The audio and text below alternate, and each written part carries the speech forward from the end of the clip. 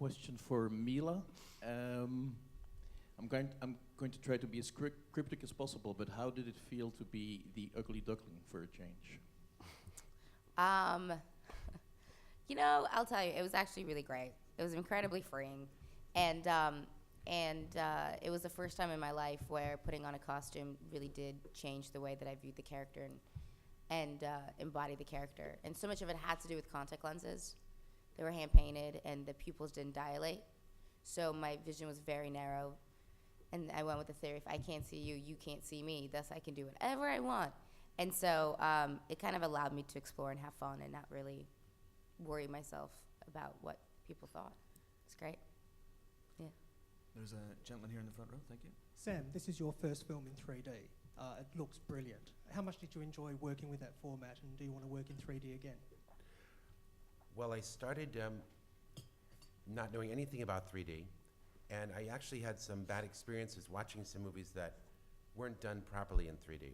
So I had to go to school and humble myself and say, I don't know anything. I've got to now train with all the brilliant technicians and artists of 3D. So I worked with different cinematographers, I worked with stereographers and visual effects companies. I practiced and did some test shoots with different camera systems, and basically went to school. And I learned how 3D was put together, how good 3D is made, and then where the strain in our eyes takes place. I learned about convergences and not going from one convergent shot to an extremely different convergent shot, or if it had to be, don't do it often because it creates a strain. And I learned about how to make minor changes in convergence as the shots flow, very similar to writing a piece of music, da-da-da-da-da-da-da-da, so we can gradually adjust to these different convergences for our eyes. And if it's subtle, it can be actually a beautiful experience.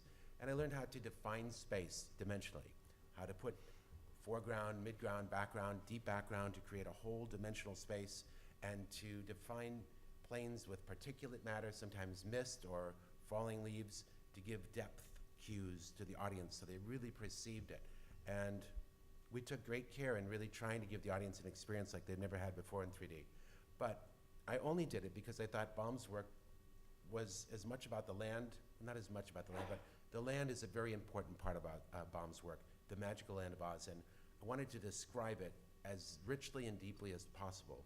And I thought that that extra tool of the third dimension was a great thing to invite the audience into that land so they can feel it and touch it. But would it be right for another picture? I don't know. And I don't know if I'd ever use it again. And for the cast, actually, following up on that, does working in 3D